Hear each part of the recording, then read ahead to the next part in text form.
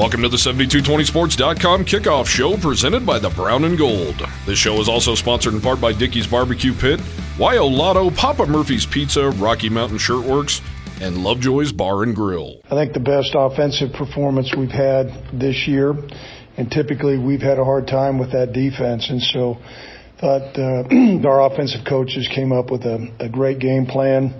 You know, we had robust practice. We called it Bloody Tuesday. It was a hard-nosed practice, and that, I think, paid off, particularly with our offensive linemen up front. We were able to be effective in the running game. I thought we were effective in the passing game.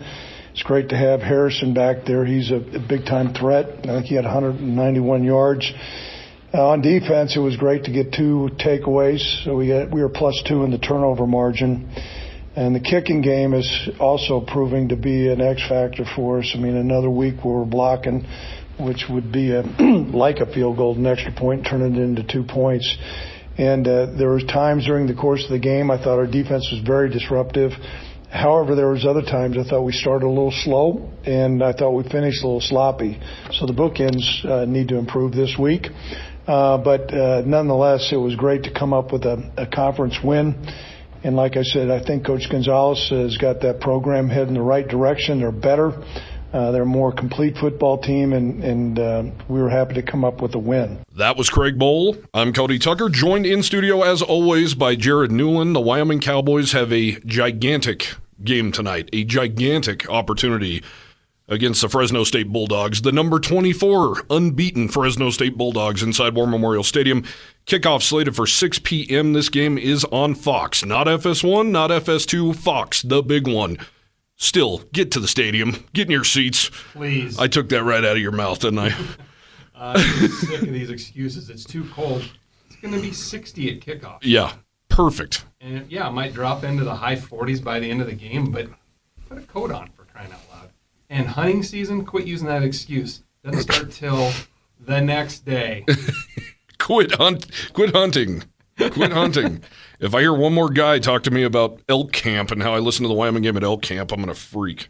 Anyway, Jared, huge game, but let's get into a huge question right off the bat. Is this the biggest game in the Craig Bohl era? 10 years of Craig Bohl football in Laramie, Wyoming. Is this the biggest, most important game of his tenure? I'm glad you asked me that question off the air first because I had to think about it. I do have to agree that it probably is. Everything behind that's happened in the past has happened in the past. We don't care about the 11 scoreless quarters against Fresno State. This is about tonight against the number 24 team ranked team in the country. Mm-hmm. They are about as an explosive offense as the Cowboys are going to see, probably besides Texas. They held Texas Tech in check for pretty much 2 quarters. Yeah.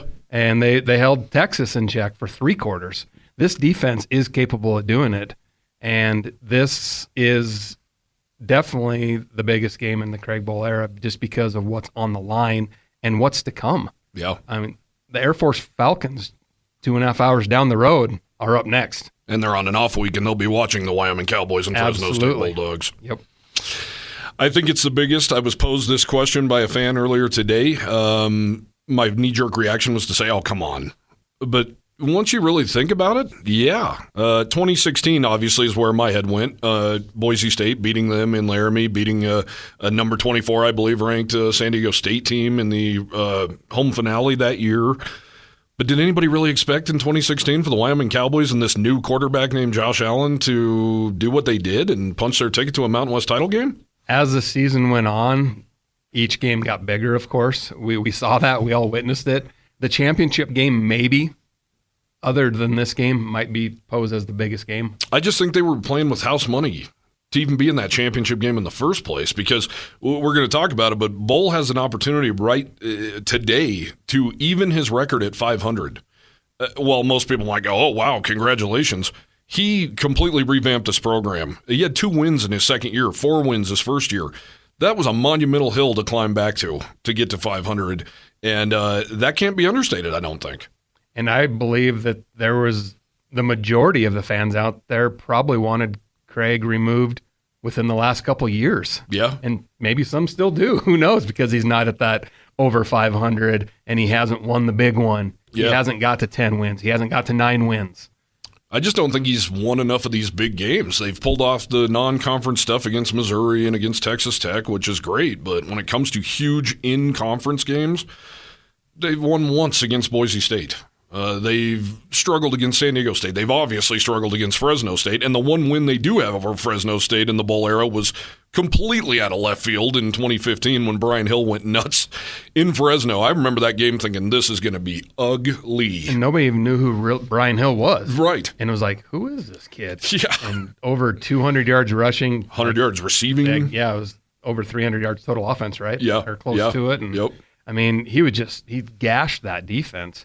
And I'm sure that left Fresno fans like, oh boy, who's this guy and who are the Wyoming Cowboys? Yeah, and I think that was a 45-17 win. I mean, it was dominant in every sense of the word. And that doesn't happen for a lot of teams out in Fresno, that's Never. for sure. I mean, because they have one of the larger stadiums in the Mountain West. Yeah. Actually, it's Great fan base, great everything, really. probably the largest now besides UNLV, but that doesn't count because they play in an NFL stadium. Sure, yeah. No, and they have a great fan base. That's a really, really tough place to play. Central Valley is not what you would think of when you think of California. This is like the breadbasket, like the fruit basket of the United States of America. These are hardworking, down-to-earth, Josh Allen, Sean Chambers type of guys. It's a true college town, really. Yeah. Because you're a long ways away from any of the metropolitan areas of California. Yep. So this is the pro team in that valley. Definitely. And I don't know. I think this is the biggest. Hate to put that kind of crazy pressure on it, and it's on national television and the whole nine, but you mentioned the schedule ahead. It's okay. Craig's not listening, so we're good. But yeah, I agree. It definitely is the biggest game, and a lot of it is because it's the next game up. And we'll probably say it next week, too, especially if Wyoming wins tonight. Next week's even going to be that much bigger. Tough road to hoe here. You know, when we looked at this schedule at the beginning of the season, I think we all kind of stopped and went, wow, Texas Tech. Then 2 weeks later in Austin, App State's no pushover by any stretch. Like, hoping for 2-2. I guess I thought 3-1 was very much possible. And then you thought, okay, at least I get New Mexico out of the gate in the Mountain West. But then, oh, man, Fresno at home. However, I think we both are under the agreement that when the season started, we thought, no way Fresno's going to be as good as they were last year. There's no way. They just lost way too much firepower. Here they are, 5-0. We'll get into Fresno more on the other side of the break, but they haven't exactly played a murderer's row. There are a couple Power 5 wins on the road, which is always impressive, but it wasn't a murderer's row, to say the least. No, and one is a not-so-good Purdue team. They're actually really struggling at home. Yeah. And then I'm going to call them hapless Arizona State team. They have, I believe it's the second most transfers in Division I behind CU. And they have a new coach. Their coach is like 5 years younger than I am. Came from high school. But former Arizona State Devil himself, but they are just not playing football well at all. They had their spurts against USC, but I think USC, we're starting to see their defense is not very good. And I think they get bored. After that offense gets a big lead, that defense they just get bored. And Alex Grinch, I agree with a lot of the national guys. Alex Grinch has got to find a way for that defense to figure out how to tackle. Yeah, they're not going to be bored against Washington and Oregon. And I believe they play them on back-to-back weeks. So, and Notre Dame on their schedule. Yes, exactly. Yeah, and Arizona State, they gave Oklahoma State some fits, but we're seeing that Oklahoma State's not very good either. I really wish that Arizona State was on the Poke schedule this year instead of next year. I know. Give them just enough time to figure it out, I guess. Let's talk about New Mexico, Jared. The Wyoming offense had a closed-door meeting, players-only meeting. Craig Bowl said that he is not a fan of those at all. His exact words, they turn into a town hall bitch session. Can you say that on the air? I just did. Okay. So I guess I get where he's coming from. However, I followed up that question with, but Andrew Peasley's been around the horn. So has Trayton Welch. So has Wyatt Whelan. And that's why he trusted them to do it. They went in. They had a meeting. He said Peasley put it that it was 15 minutes of who do we want to be as an offense, because it certainly wasn't what we saw against App State. Special teams and defense pulling the weight in that one. Obviously, Peasley goes 5 of 15 for 31 yards and a pick 6. not ideal and not going to get it done against teams like tonight. That is a fact. Well, and we both said going into the New Mexico game, talking about Peasley's performance the previous week of 5 of 15, we both said, remember when he did that against Illinois? Yeah. What happened the next week? He was the Mountain West Offensive Player of the Week, had a great game against Tulsa, aired it out, and the first, 5 plays against New Mexico? Pass plays? Pass plays, yep. 7-7 to start the game. I love that Tim Polasek did that. That was the first thing I said in the press box was, wow, great job. And you spoke to several of the offensive players last week talking about the holes in that defense of theirs. Yes. If Peasley is on and he can find the receivers, it's going to be a long day for New Mexico. And it ended up being a closer game than really probably than anybody wanted. But the same, he looked so good. Those big plays. It was 15 plays of 10 yards or more? Yeah. I mean, you just don't see that out of a Craig Bowl offense unless they're just running it down somebody's throat. No doubt. Because it's usually not through the air. Yeah, no doubt. Really impressive outing. 16-25, 194 yards. He threw a touchdown, which, let's be real, Jair Asante did all the work on that one, bobbing and weaving and cutting across and the whole nine. He did about everything, waiting for a convoy to get in the end zone. But efficient all day long. Like we said, 7-7 to start the game. Was so impressed with Tim Polasek putting the ball in Andrew's hands early to get him in a rhythm, because that's all they said after that App State game. No rhythm, no rhythm, no rhythm. They got in a rhythm real quick. And the offensive line holding up on all those pass plays to start the game. Didn't even get breathed on. Yeah, really nice outing. And, of course, Andrew scores on the ground again. We talked about this last week. Jared, is there a quarterback controversy in Laramie? We both said a resounding no. Not only no, but hell no. I think it worked. I think we were right for once maybe on that. Maybe they did listen to us last week. I know. No, I think we know too much about the game, first of all. And you're around the program every week. You're around the players. There's definitely no controversy, nor will there be unless he has 3 weeks in a row of bad football. Yeah. And then they might give the young guy a start, But quit talking about it, really. Yeah, boy, and it's still the topic of conversation. I actually had fans say, I looked at his stats. I didn't watch the game, which I kind of faded out after I saw that part. But it appears, again, his stats just weren't very good. And what's wrong with 16-25 for 194? And 0 turnovers. And a touchdown through the air and a touchdown on the ground. Yeah. I thought it was his most efficient outing. The Cowboys rolled up 433 yards of offense. That was their best outing of the year.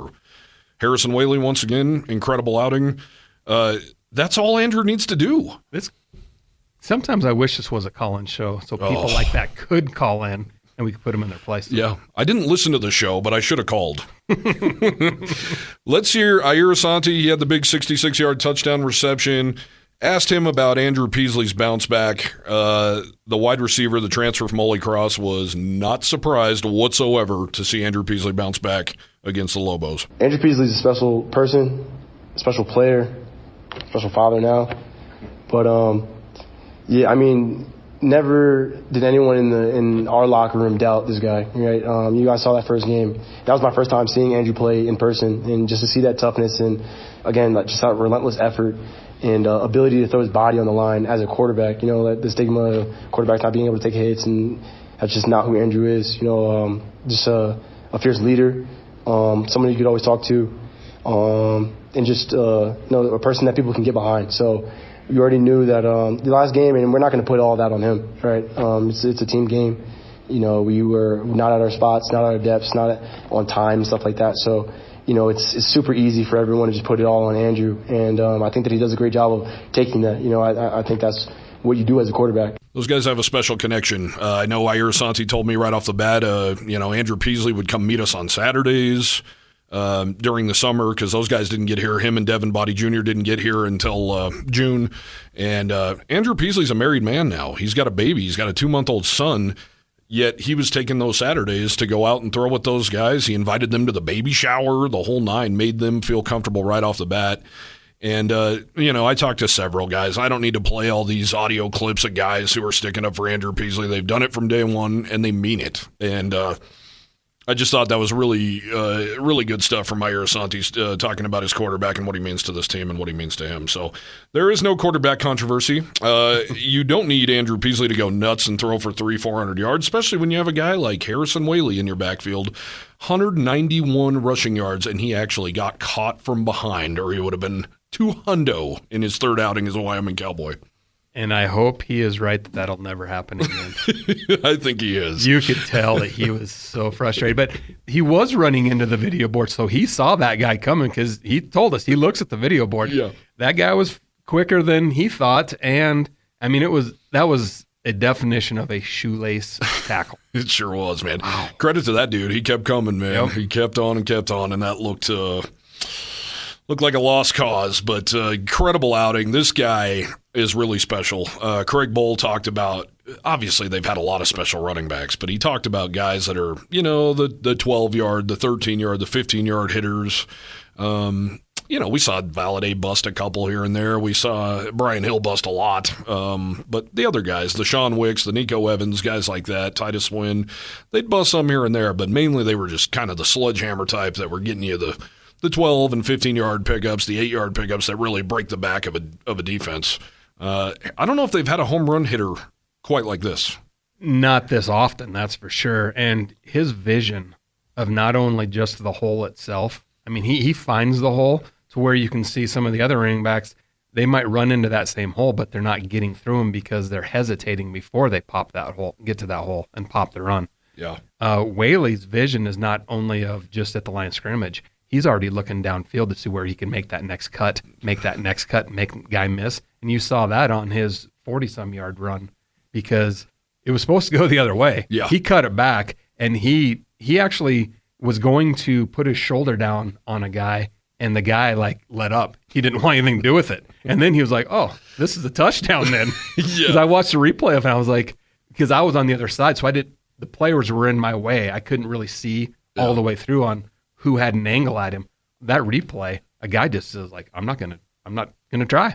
They didn't even use the sideline as an extra defender. I thought he was closer to the sideline. Then I saw the replay. He was about 2 yards inside of the out of bounds line. Yeah, boy, I would almost question New Mexico's effort a little bit on that one on the back end. That was not pretty. But however, when that play developed, I thought, he's getting stopped for no loss. They missed a block. They missed an assignment in the middle. He's getting stuffed at the line.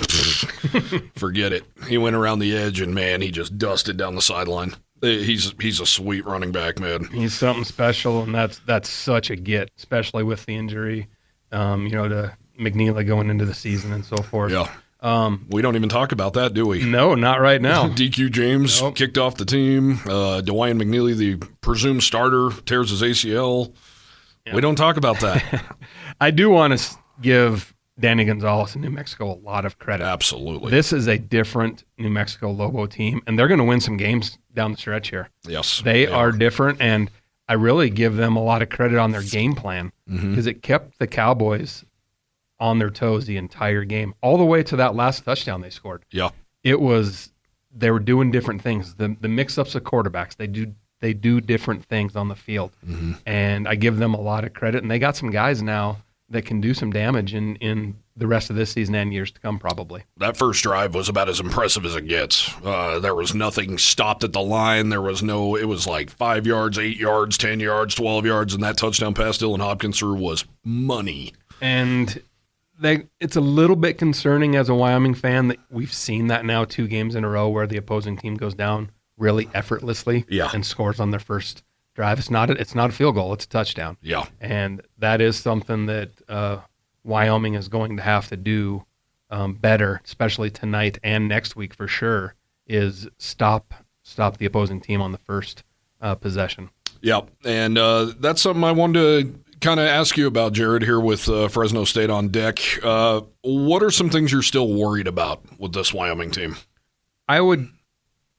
Getting off the field on third down has been a big problem right now. Huge. And I'm convinced that a bend but don't break defense is just fine, believe me, inside the 20s. I mean, it worked against App State. They held them to 4 field goals. And if one of those would have been a touchdown, they would have lost that game. Yeah. I don't mind that part of it, but the getting off the field on third downs, because the depth is going to start. I mean, I don't want to say there's a lack of depth, but these guys are going to start wearing down a little bit, especially in the amount of games that they've played already, which is 5, and they had this one in Air Force before a break. Mentally and physically, I don't know if this team can hold up until that time, to be honest with you. No. But we did see in the fourth quarter a lot of different players in the game on defense. I was scrambling on my phone to find the roster, like, who is that guy? Yep. Who is that guy? And some of that was by design, and some of it was because the starters were a little banged up, and they were just tired as well. Yeah, they played a lot of guys. They really did. I know that was a long-winded answer there. Definitely the third downs. Third down on offense as well. Probably a little bit of the play from the cornerbacks. Mm-hmm. They got to be a little bit better as far as defending that, especially in the red zone. Yeah. Colby Taylor gave up a touchdown. It was just outside of his reach, and he's got a long wingspan, and that was a perfectly placed ball. But I wish that he would have maybe made that play in the first half, and then the penalties by Colby Taylor. Yep. He's got to cut those down. I didn't think the throwing the guy out of bounds should warranted a penalty, in my opinion. The one in the end zone was definitely PI after I saw the review, but he's kind of a hothead. Well, throwing a guy out, that's what I was just going to say. Maybe that wasn't a penalty, but the way he acts all game long draws a flag there. Yeah. Because they can hear him chirping the entire game. I did see a tweet from Colby Taylor this week. Did you see that? I did not. He said, need to keep my mouth shut, focus, and just take care of the task at hand. Well, when you got a 6'8", 6'9" offensive tackle, number 75, probably putting his arm around you and dwarfing the guy, saying, you know what, dude, you need to settle down. Yeah. You're going to cost us a game with one of these penalties. No doubt. And we know you're capable of doing it without your mouth. No doubt. Do it with your physical ability. Absolutely. Quick shout out to Wyatt Eckler, the Mountain West Defensive Player of the Week. He had 2 big sacks, including a strip sack that took New Mexico right out of field goal range right there before the end of the first half. He should have had 3 sacks. Poor Dylan Hopkins. They didn't hear the whistle, I guess, and Wyatt came around the corner and absolutely trucked him again, and we never saw Hopkins back on the field. The beauty is, Jared, we're going to end on this and go to the break. Craig Bohl's Cowboys are 4-1. They're 1-0 in Mountain West play. They have not put together a complete game yet. Here's what the head coach had to say about that. It's encouraging, but we're going to need to play, and that's going to be my message to our team. I do think it's an example of the depth of a team.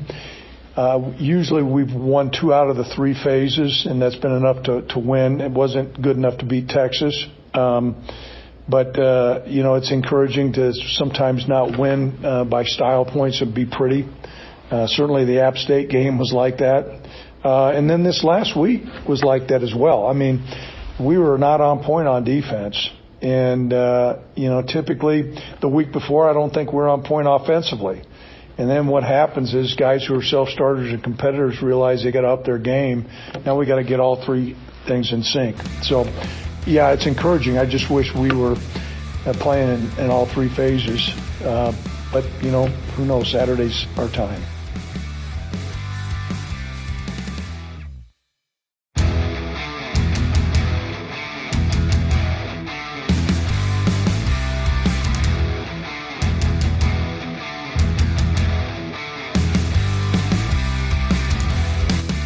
Welcome back to the 7220sports.com Kickoff Show, presented in part by Wild Lotto. When the Pokes win, you win too. Learn more at wildlotto.com. Jared, I wish I could test the theory of the lottery ruining my life. Wouldn't that be the greatest thing ever? There'll be signs, too, because I won't be here next week.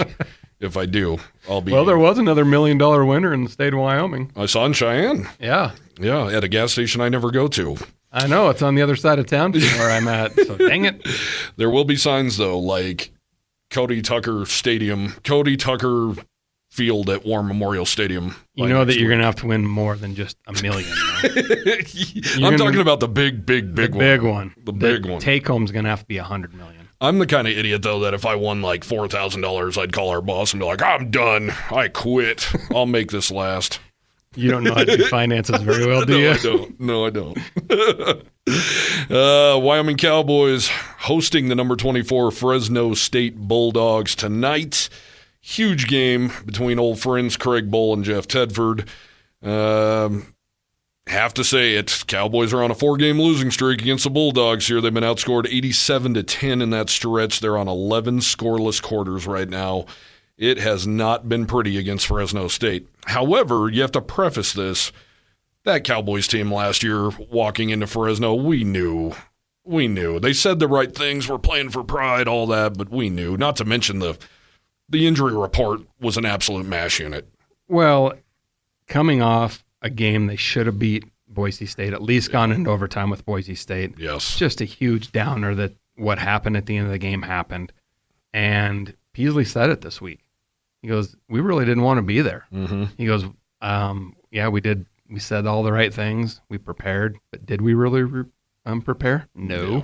And we all knew, especially you and I and a few others, Titus Swen didn't want to be there. Yeah.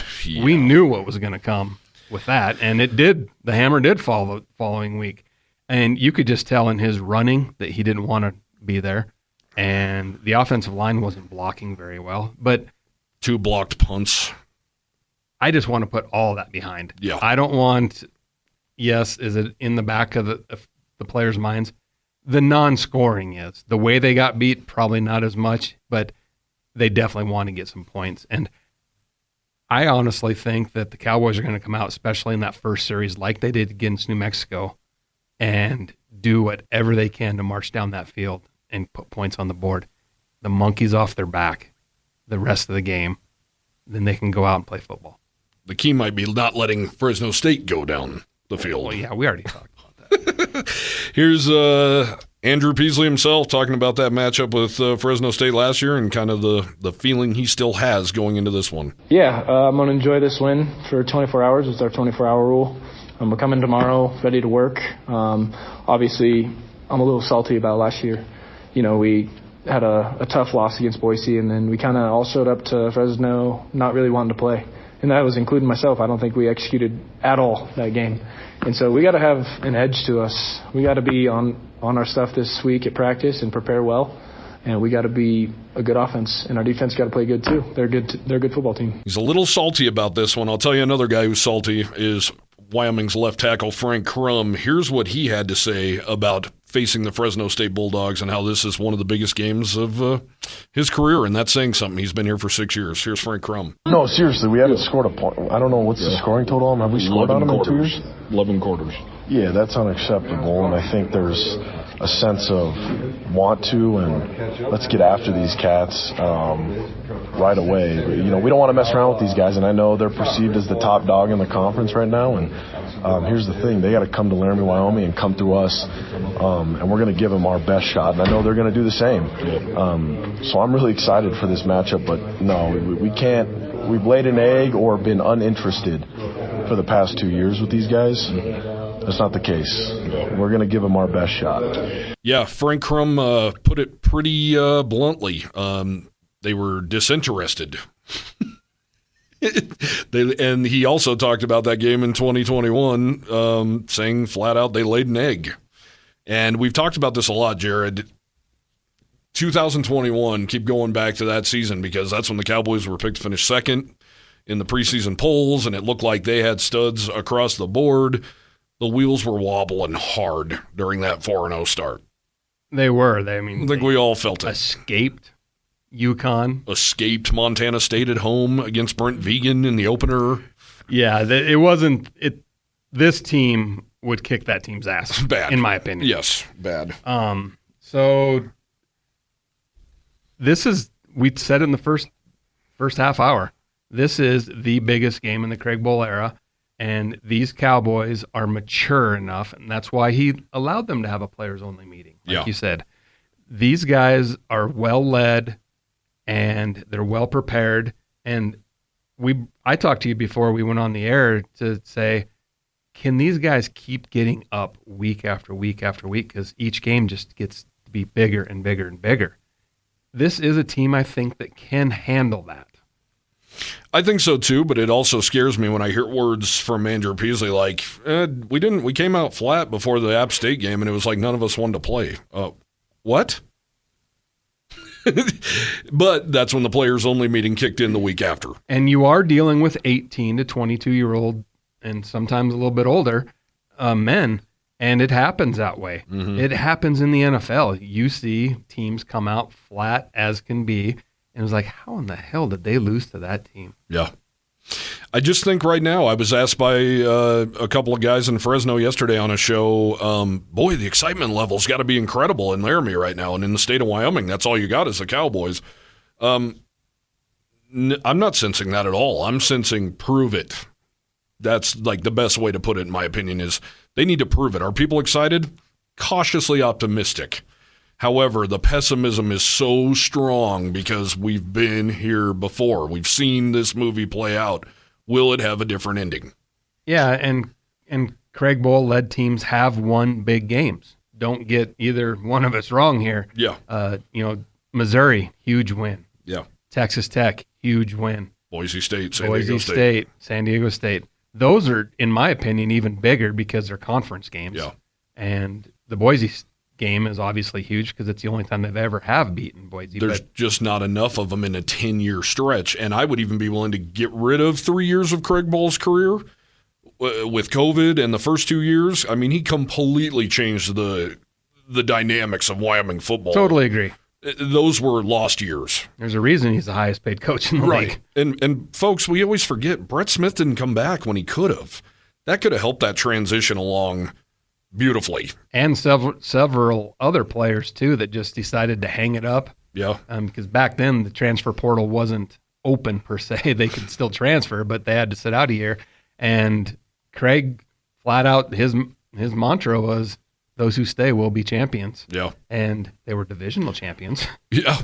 Well, he came right in, and he's told us before, I can't remember the exact quote, but he's told us before about those first 2 years and how miserable they were. And he said, we had some really bad football players on those teams. I looked at what we had, and the shelf was not stacked, to say the least. And the ones that did leave on their own, they didn't want to work hard. Yeah. They didn't want to have a hard-nosed football coach yelling in their ear day after day. Yeah. And that's what the Craig Bohl old school of coaching is. Yeah, no doubt. And is it always degrading? No, but it's his way of teaching. Sure. And there was one of the success stories I can think about that came out of that is the Chase Appleby. He was recruited by Dave Christensen. He said, man, I was sitting on the couch watching Wyoming games from home, from my apartment or my dorm room or whatever. I was not in the future plans whatsoever. Then Craig came in and he showed some belief in me, and off we go. He makes one of the biggest plays in Wyoming history, causing that safety against Boise State to win that game. So there were some guys who stuck around, the Wakas of the world and the Chase Applebys of the world, but there was the cupboard was bare in a lot of ways, and Craig will be the first to admit it and say, man, I had some house cleaning to do. And in fact, not to put this all on Texas, but he wasn't even recruiting Texas when he got here because so many of the guys that left were from Texas. Mm-hmm. And Appleby and Waka are from Texas, ironically, but a lot of those dudes left. And aren't we all so happy that he's back in the state of Texas recruiting? Aren't we ever? Yeah, aren't we ever? And it helps with getting games down there, too. No doubt. And I always love the trips to Texas. Oh, yeah. It's my favorite. Wyoming Fresno State kickoff tonight, 6 p.m. This one is on Fox. Craig Bohl talked about the importance of the national television thing. He talked about how it's great for recruiting. He also talked about, the talking heads also maybe are forced to talk a little bit more about Wyoming and Fresno State because it is the marquee game during prime time. So that just gives them more pub. The fact it's in Laramie gives them pub. We all saw that awesome video by Tim Brando yesterday in War Memorial Stadium. Great video. If you haven't seen that, go check it out. It's really good stuff. But that's the kind of stuff that comes with playing in primetime. I mean, one of his mentors was Kurt Gowdy, and he had never done a football game from Laramie before. And he got here a day earlier, and he went through Kurt Gowdy State Park. Yeah, because that's how much that guy meant to him, and that's just awesome. And I've always liked listening to Tim. Mm-hmm. He does game, and Spencer Tillman's great as well. Yeah, and. This is going to be – it's a big matchup. Wyoming has never played on Fox, the network. before. Yeah. This is big time college football, folks. And there's a reason that it was selected, and a little bit of help from some teams losing last week. We were told that both TCU and Iowa State had to lose, and it had happened. So thank you. Yeah. But this is huge. We're in prime time. Yeah. Are they also trying to show that, hey, with the Pac-12 moving on and no idea what's going on there, we need to start turning the nation on to some teams on the west side of the country? I think that has a lot to do with it as well, and it's not the 9 p.m. slot to where it's 11 p.m. on the East Coast, and the only people that are watching are diehard alums and people in bars. Yeah. Or that have a dime or two on it. Yep. And that's about it. But the first CBS game, it was like 1.4 million viewers. And tonight's probably going to be around the same, I would guess, because there's going to be a lot of California folks watching. That always helps. Yeah. And of course, all the great Wyoming alums out there. No doubt. Another quick question here, Jared, before we get deep into the Bulldogs. Is Fresno State the best team in the Mountain West right now, in your opinion? Yes. Why? Consistency. Yeah. They reload. They don't rebuild. They reload. And yes, is it easier to recruit to a place like Fresno, California than Laramie, Wyoming? Of course it is. And they're kind of more of a plug and play than a building development program. Yeah. But this quarterback they got out of the transfer portal, he came out guns a-blazing. No doubt. Keene is a good football player. And having Tedford back as your coach, too, I think bringing him back, giving him another chance. And Craig talked about that a lot, that Jeff Tedford's from there. He played there. He coached in the glory days with Trent Dilfer and David Carr. Under Jim Sweeney. Yeah, under Jim Sweeney. And he was there for Pat Hill. And then he's been all over the place, and he's been successful everywhere he's gone. The amount of quarterbacks this guy has coached, it's incredible. I mean, Aaron Rodgers, he got Aaron Rodgers at a Butte Community College in the middle. I mean, that sound familiar? Reedley Community College, where Fresno State did not get Josh Allen, thankfully. If Jeff was there at the time, maybe they would have. Maybe Who so. knows? And talking to those Fresno guys yesterday, they said Sean Chambers was thought of very highly in the Valley, and they were stunned that the Kerman, California product came to Wyoming. And I don't think he had an offer from Fresno State. Maybe a walk-on, but Wyoming sealed the deal. Or maybe they wanted him as a tight end or an H-back, too. Maybe, too. Yeah, that's a good point. But, man, this guy has coached some phenomenal quarterbacks. Joey Harrington, Kyle Bowler. Stop. 2 first-rounders. 2 first-rounders. John Beck, who gave Wyoming absolute fits at BYU, coached him as well. So, I mean, this guy, it's just – I did a story on it earlier. I suggest highly going to 7220sports.com to read about Jeff Tedford and the wealth of quarterbacks this guy has groomed.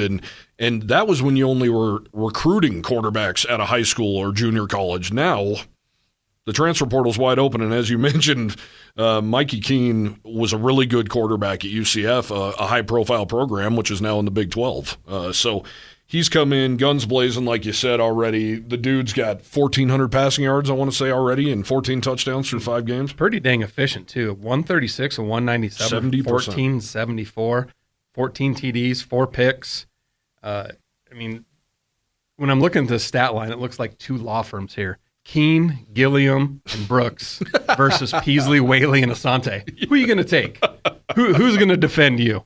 And then Gilliam, he 74 carries for 312 yards, 4 TDs, and Brooks 34 receptions for 485 and 4 TDs. A very balanced attack for the most part. They're not rushing the ball as well as some of these other Fresno State teams in the past has.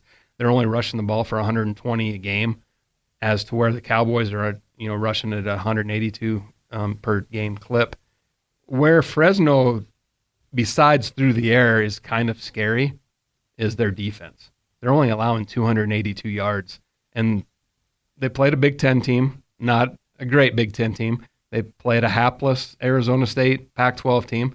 But, folks, those teams are in those conferences for a reason. Yeah. They're supposed to be bigger and faster especially and stronger. Purdue. Yeah. I mean, those Big Ten teams lean on you. They're a terrible matchup for most Mountain West programs, even Wyoming, who you would think would match up better with Big Ten teams. And they're only allowing 188 through the air and 93 on the ground. So Wyoming has their work cut out for them tonight. That is for dang sure. He always says all the right stuff. He loves Jeff Tedford. He joked last year, and I actually wrote about this. He joked that him and Jeff should go out to the middle of the field and shake hands and exchange AARP cards. And I wrote in my column that they should also exchange play sheets because Jeff Tedford just keeps rolling with the punches. He's not getting any older. His offense is still dynamic as ever, and it's really effective. He's not stubborn. Yeah, isn't that weird? Adapts to the players he has instead of making the players adapt to him. But, when we're talking about Fresno State too, we talk about those 2 Power 5 teams that they beat. Their schedule hasn't been tough, though. I don't want to take anything away from what they've done. Believe me. They went into double overtime with Eastern Washington, a not so good Eastern Washington team. Blew out Kent State, who is really bad right now. Yep. And beat a Nevada team last week, only 27-9. Now, was some of that maybe let's take a break type of a deal, as quote unquote? It wasn't pretty. It did. I watched part of it. Me too. And I was like, Nevada might have a chance here. Yeah, their defense really played well. Yep. Not a pretty game at all. I don't know. I mean, you have to account for that, right? How bad this has been. It's. I believe they're 6-19 overall. The teams they've played, they haven't played a team yet with a winning record. I think Fresno State fans, from what I'm seeing online and in that show yesterday, they're feeling the same, that they have not played a really quality team yet. And I think when you say that 6-19, that the teams that they've played, that's their record, that's kind of what, like that 4-0 start a couple years ago for the Wyoming Cowboys. You look at that, they're 4-0, but who'd they beat? Yeah. Nobody. They beat a good FCS Montana State team, but other than that, really bad. Really, historically bad. Yeah. So, and I think that's probably been done a lot in Wyoming's history. Like, well, who have they played? They're off to a 6-1 start or whatever. And you look at the records, and it's like, yeah, only one team has a winning record. The rest are all losing. You're not going to be able to say that after this week and next week. No, that's for certain. Next 2 combined opponents, 10-0. And the previous opponents, number 3rd ranked Texas, App State, I believe, is going to make a run in the Sun Belt. And I still am not giving up on Texas Tech myself. I know they lost Tyler Shuck, but I'm not. They have too many damn weapons. And a lot of the fans anyway, if you read what they're saying, Tyler Shuck might have been part of the problem. Mm-hmm. So, I don't know. Tonight, do you see Wyoming's defense go back to the 3-man front, drop 8, have all those brown jerseys all over the place in Keene's eyes, like, oh my gosh, where am I going to go with this ball? Because it was effective against Texas Tech as the game went on. It was effective from the get-go against Texas. Yeah. I don't know if you saw on my sheet here, this was next. Drop 8. I did not see that. You were sharing a brain here. Yes, 100%. I think they're going to drop 8, and I think they're comfortable doing it.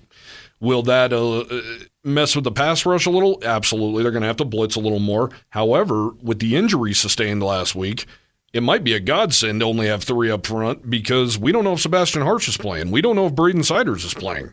And who wouldn't love to see Eckler come around that corner and smack Keene a couple times tonight? And arguably their best blitzer is Shea Suianoa. So, I mean, yeah, I would not be surprised whatsoever to see them drop 8 and muddy things up on the back end and say, hey, you know what, we're going to give a little. You show us that you can run against us.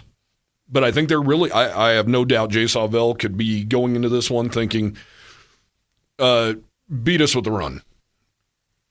Have you seen Jay Savell on the sideline? Yeah. Oh, yeah. How he is about as calm and cool as any cowboy can be. I mean, if he was wearing a Stetson, I mean, he's not blowing up and getting in players' faces and yelling at them. He is like, he's coaching them. He's teaching them. Yeah. And he actually hugs them. Yeah. And guy, like, especially Colby, you got to settle down. No doubt. He didn't blow up at him. He just said, you got to settle down. All right, let's go down. The Mountain West slate is very limited this week. Just a few games. Only 3 games. Yeah. It's kind of crazy. And they're all 6 p.m. kickoffs, too. Of which course. is not good for the Mountain West, No. Gloria, if you can do anything about it. And I'd love what you're doing, but why have all 3 games on at the same time? And the CSU-Utah State game's not even televised. Yeah. It's streamed. And why are they kicking off at 6 o'clock? I guess it might be homecoming for the Aggies. I'm not sure. It is. So it's Aggies versus Aggies. The Rams at Utah State, and then San Jose State, 1-4 Spartans at 2-3 Boise State. Go Spartans! Let's run down a few of these national games. We got about a minute left here. And The big one. trying to pull them up. The big one. Big one in the Cotton Bowl. Yeah, happened earlier today, Oklahoma and Texas. And then Maryland at Ohio State, which is a bunch of you-know-what BS because that's where Big Noon Kickoff is. They should have been in Laramie today. LSU, Missouri. Brian Kelly and his jokes just get old. Yeah, he better we'll win this see one. in Columbia, and hopefully you have your Columbia jackets on. Nobody said a word, and he goes, it was a joke, folks. Oh, boy. Well, it wasn't funny. Washington State, UCLA, which is a big one out in the Pac-12. Alabama, A&M, another big one. Jimbo maybe gets win number 2 against Saban. We will see. Kentucky, Georgia, another big one in the SEC tonight. And also this evening, Michigan, Minnesota, and then Notre Dame, Louisville in the ACC. Good slate that we're going to miss because we're going to be watching the best game going.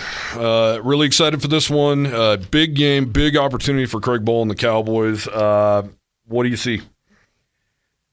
I'm going to stick with my guns. I sometimes switch them, but 29-27 Pokes. I think, I've been saying this a lot lately, I'm trying to speak it into existence, I think. John Hoyland's had every accolade you could have as a place kicker. He was just on the Lou Groza Stars of the Week award list this last week. Might as well name the Special Teams Player of the Week after John Hoyland. He's been an incredible kicker. He's 8 of 8. He has not kicked a game-winning walk-off field goal yet in his career. It happens tonight, 27-24. Wyoming Cowboys. We'll see you in Colorado Springs next week for the biggest game of the Mountain West season yet again. Love it. This has been the 7220sports.com kickoff show presented by the Brown and Gold. This show was also sponsored in part by Dickey's Barbecue Pit, YO Lotto, Papa Murphy's Pizza, Rocky Mountain Shirtworks, and Lovejoy's Bar and Grill. Thank you for joining us. For Jared Newland, I'm Cody Tucker. Stay tuned for Wyoming football next, right here on KOWB.